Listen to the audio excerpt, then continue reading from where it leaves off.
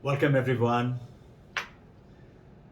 Once again, a refreshing sessions on a Thursday, a beautiful, bright evening, clear sky, and the mind is also clear to start reflecting, start thinking.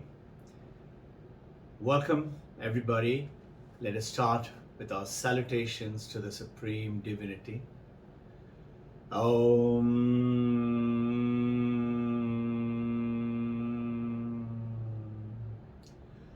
Asato ma satgamaya Tamaso ma jyotirgamaya Mrityurma amritam gamaya.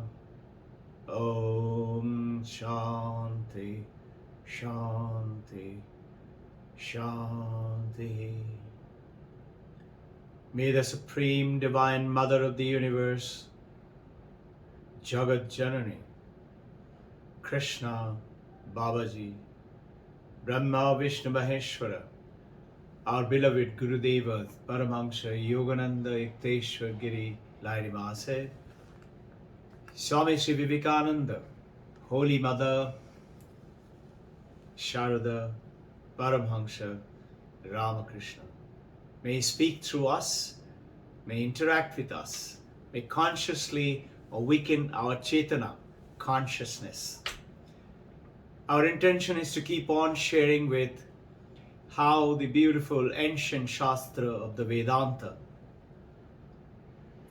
we can manifest into the modern world of this today's world, and not just manifest it.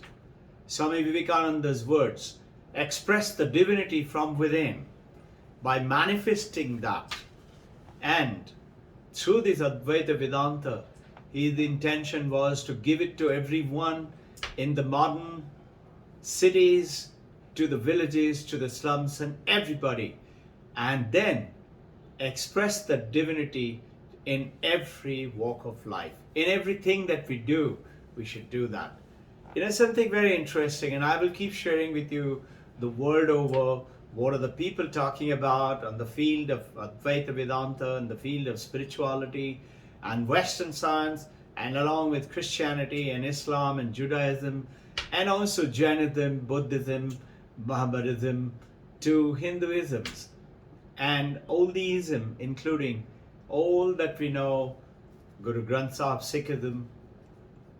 So today, I wish to share with you, just in the spurt, that are very powerful. They have come out with the Oxford Press has declared the modern time. You can Google it. The 5 great questions of the human mind at the current time. Which are the 5 great questions in the human mind today? Western, Eastern, all put together. Oxford Press has published it. Google it, you'll find it. The first question is, who am I? Notice, this is what is exactly what ancient, the commentator, Shankaracharya, as you know, is the origination of Advaita. He is the commentator. So is Madhvacharya, and like that.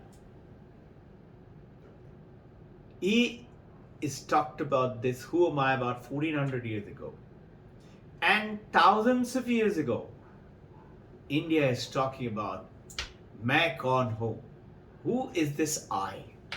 We should talk about a little bit on this today and take it on more in detail as we go along on Sunday.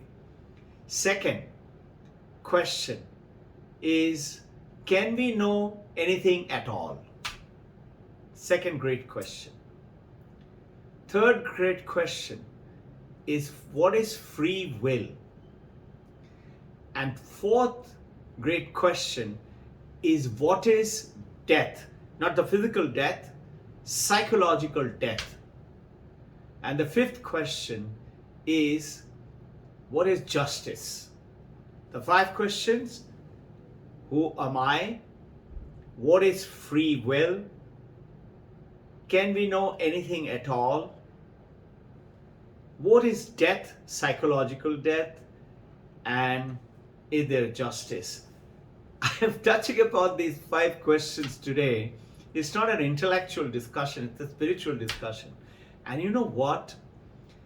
All the first 4 questions, other than what is justice, all 4 questions belong to consciousness. It is all related to consciousness.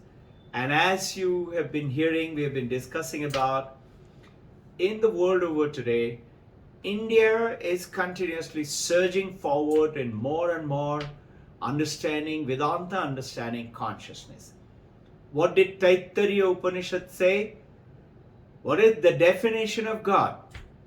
Notice a beautiful book by Paramahansa Yogananda. Many of you must have seen it, read it. Who Made God? It's a beautiful thin booklet. I'll show it to you on Sunday through the video. And this God is defined as Ishvara in Taittiriya Upanishad. And the definition is Satyam Jnanam Anantam Brahman. Satyam is existence. Jnanam is awareness. Awareness is consciousness. Satyam is existence, consciousness or awareness. Anantam, infinite. Satyam Jnanam Anantam Brahman. And this Anantam is what? Anything which is Ananda, Sat Chit Ananda. What is Ananda? The definition of Ananda is not joy, is not little thrill, it's not spirit, it's fun or happiness. Ananda, as per Vedanta, is Anantam. Whatever is infinite is joy. In other words, reflect on it.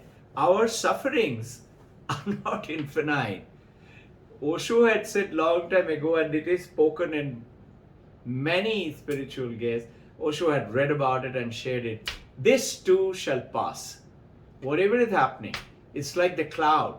It is come, occluded the sun a little bit. Sun is the joy, the consciousness, the light. Suffering is a little bit, it will go away. Pain will go away. It will.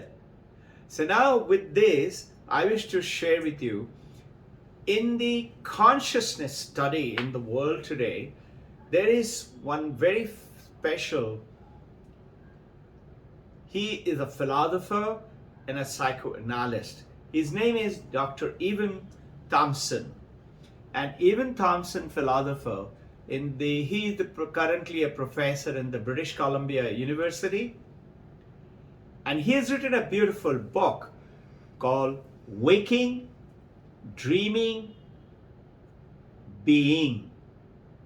Waking, Dreaming, Being. I'll show you the book. In fact, collaborator, as you present this scene, please go ahead and take out this scene in the next shot. Waking, awareness. I'm aware, that's how I'm waking. If I'm unconscious, I'm not awake. I'm living. If I'm in coma, body is living, but I'm almost not connected. And dreaming, what is that? Is the mind game continuously. When you wake up from dream, you realize that everything was in my mind. I was chased by a Jurassic Park dinosaur T-Rex. Thank God it was only a dream. You realize it was all there in that mind. And in this book, he goes ahead and tells the world, imagine a well-qualified psychoanalyst, philosopher is saying, this Upanishads of ancient India is so important, is so powerful. Consciousness study we have started just 30, 40 years ago. He says, whereas thousands of years ago, Upanishad has written it down. It is so powerful, it is so important. Why is it so important? I'll touch upon it through another author. He is saying it is so important that our year should not be rated by BC, before Christ, or AD. It should be earmarked and counted as before Upanishad and after Upanishad. Can you imagine?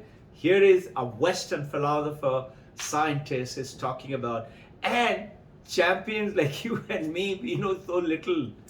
Let's pick it up. Come on, it's such a wonderful opportunity. And whatever we know, we should share with each other.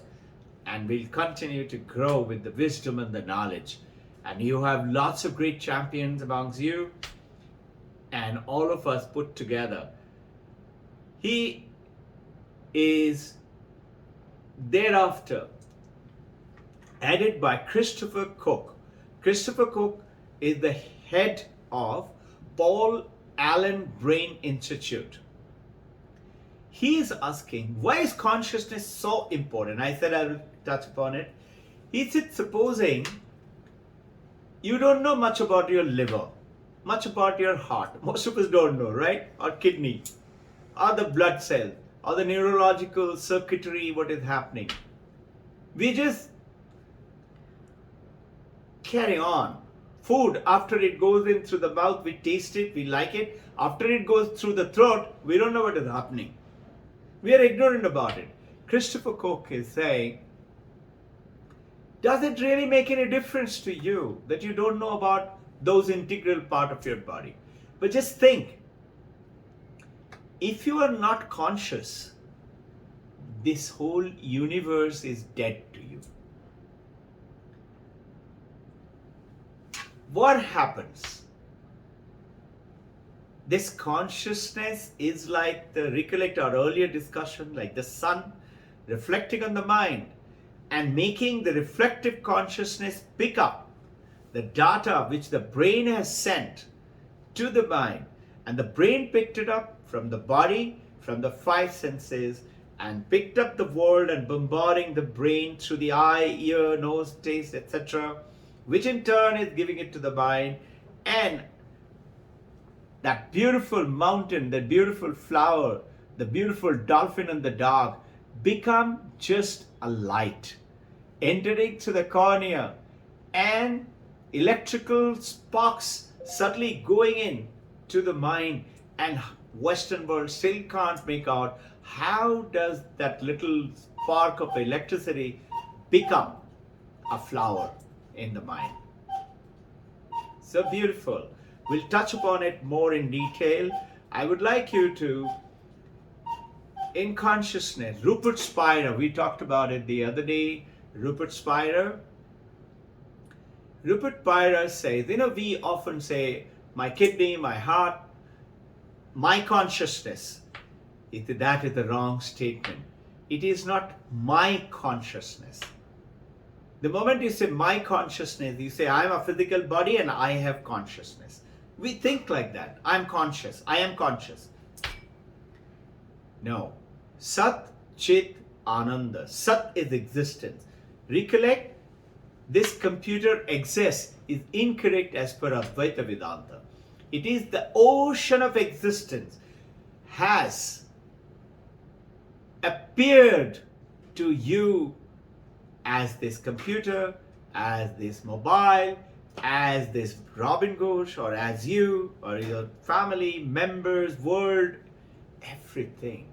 The existence, ocean of existence. Similarly, it is not I have consciousness. It is the consciousness has appeared, projected itself through the Maya as this body, as me. That is why Rupert Spira is talking about that it is so important. The question has come to me, two very powerful questions. How does the consciousness manifest in living, in non-living? And how do I know that I am the consciousness? It's a very powerful, very ancient question. And there is one more question has come in. How do we know there is consciousness in deep sleep? We'll deal with these two. You have any questions, shoot them. I want you to touch upon one little beautiful information I came across. We say Shravanam, Mananam, Nididhasanam is the way of the Advaita Vedanta. Listening, understanding it, being able to repeat the question, Mananam, reflect on it, ask question, research on it, study more, and Nididhyasanam is the meditation. You and I should know, where did Nididhyasanam come? It's a very strange word. Actually, till the time I started studying Advaita Vedanta, I didn't know this word at all. Most of us have not heard. The word Ni comes from the ancient Sanskrit, is Nishchaya, without any doubt. And Dhidhyasa, Ni Dhidhyasa. Dhidhyasa, it means desire to meditate. I want to meditate. It's Dhidhyasa.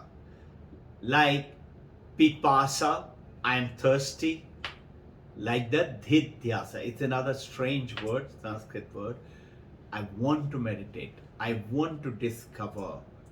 And this is at its heart is impossible.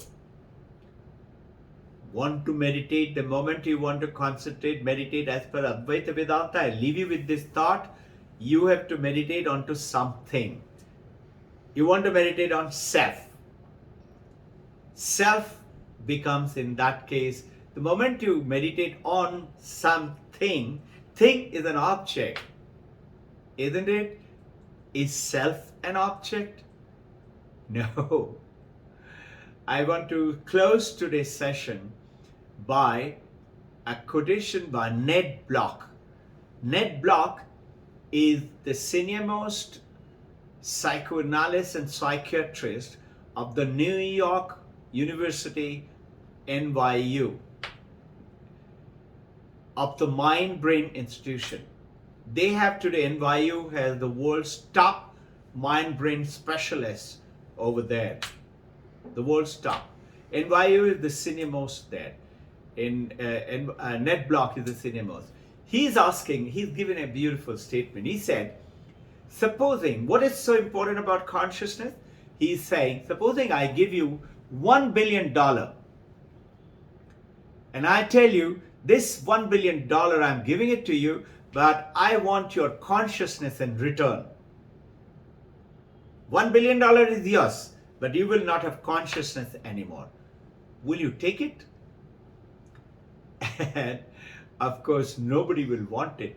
Why? What will this table do with $1 million? It's of no use. Table has no consciousness. It doesn't even understand what to do with it. It is just inert. If we don't have consciousness, we have no understanding, no knowing, no learning, no utility, no fun, no game.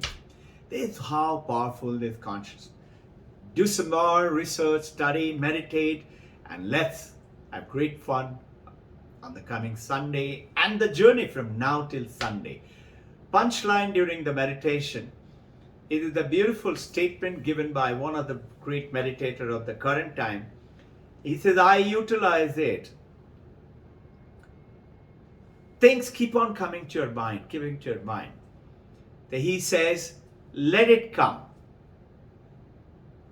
You say this word to your mind as you're meditating. Things are bombarding, it's troubling you, irritating you. To many of us, it does like hell.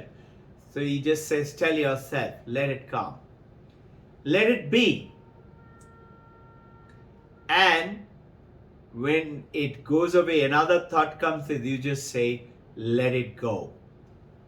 Let it come, let it be, let it go.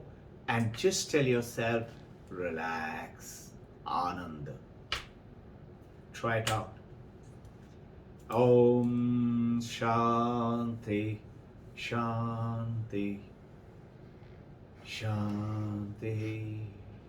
Jai Guru.